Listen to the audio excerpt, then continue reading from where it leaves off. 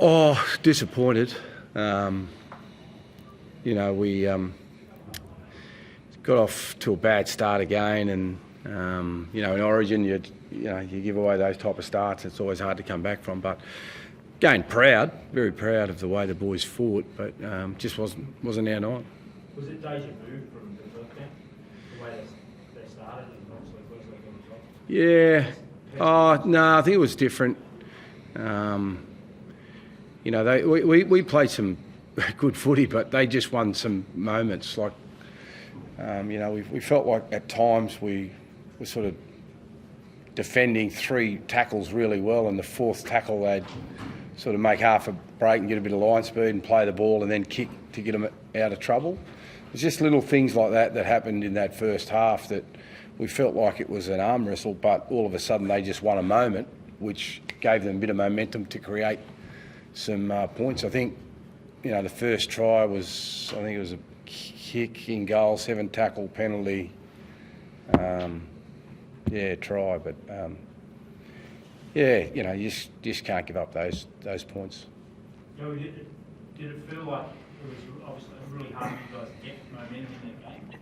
Yeah, definitely in that first half we struggled. They did a really good job, I thought, on the edges, the way they were defending it and jamming and sort of, which was sort of known they were going to. But yeah, we just couldn't get out of our own way. We'd sort of made push passes. We just probably weren't patient enough at times. And then just any time they sort of had a 50-50 moment, trying to make half a line break to be Hamiso or Tommy Deard and pushing up through the middle, and sort of they'd be capitalising on little moments like that. So again, it's probably the sort of repeat of the Perth. You're sort of happy with how we responded at half time, but you just can't be. I think it was 20-0 at half time, wasn't it? So you can't be doing that in Origin, particularly in the decider. So it's one of those opportunities that that's probably the most disappointing part of the whole campaign. Obviously, you go up in Queensland, you win, and there's an opportunity there in Perth, and then at home in front of your home fans, you miss the jump, miss the first half in both those. So very disappointed. How telling was that scoreboard pressure? Yeah, maybe at the back end of that sort of first half, and it was probably parts in the second half, but we're getting looks in the second half. They were doing a good job of scrambling, I felt like, but I'm sort of making sort of little half line breaks when we wanted to. But probably in the first half, that was probably a little bit. We weren't patient enough. And we sort of touched on how we wanted to be patient with the ball, but probably just too excited. We'd probably see something, think it's on. And credit to them, I thought they defended well. Isaah Yeo said he was disappointed. Can I ask what your overarching emotion is? It sounds like you're quite frustrated. You know what happened in game 1 and then just missed the jump. No, not frustrated. I'm disappointed. Because I see how hard the boys train. I see how hard the staff work to give us everything that we need to go out there and perform. And I just know what this footy team is capable of. And I just felt like we probably didn't show it enough throughout the series, which is that's the disappointing part, I think. But that's when you got to obviously credit to Queensland. They got the first game at home and they've rallied behind each other and obviously won the sort of the neutral ground and then at their away venue. So disappointment I think is probably the main one. I'll be with Loz on that. Laurie, do you feel like you played anywhere near as well in games at any stages in games 2 and 3 as you did in game 1? Like, was game 1 that much better than what you did in 2 and 3, or how do you explain the difference? I think in game 1 we were good without being at our best, But again, it was funny tonight because you're doing such a good job, and then you just lost a moment. And a moment turned into, quick play the ball, which turned into a kick, which put us, on the back of our own half. Bringing the ball off our try line. Whereas if you won the next tackle, they're kicking deep inside their 40. So it's sort of weird like that. But big starts, first halves. Yeah, they're always hard to run down, even though you're still confident you can do it.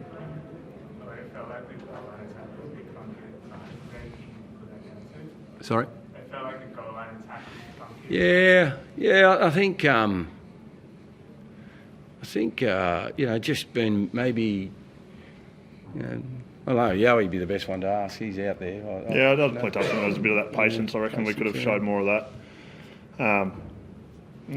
That's probably one.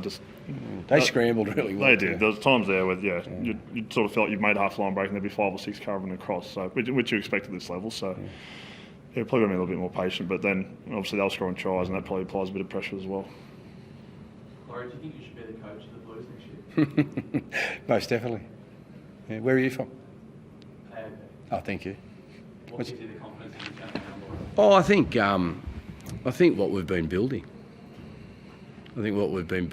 I think while I was disappointed with the result, I think the players, have had a really good campaign. We just sort of didn't nail the moments, so we're going to make sure that we're better at that. Do you think that's a core group of players that can do it? Yeah. I don't see any reason why that group can't. There is, plenty of success. It's hard to win Origin series back to back. We know that. There's only been, I think we've only won 5 back-to-back series in 45 years, so it's difficult. So Queensland losing last year was always going to bounce back. So no, it's no issues there, mate. Well, we always talk in Origin about, especially in the aftermath, about the moments. You were talking about just before about owning those good moments. Yeah. When you don't own them in Queensland, is it getting beat into the punch? What is it? Yeah, well, a big moment's a little moment. That's the thing. Like, a big moment's not just a try, as I said before.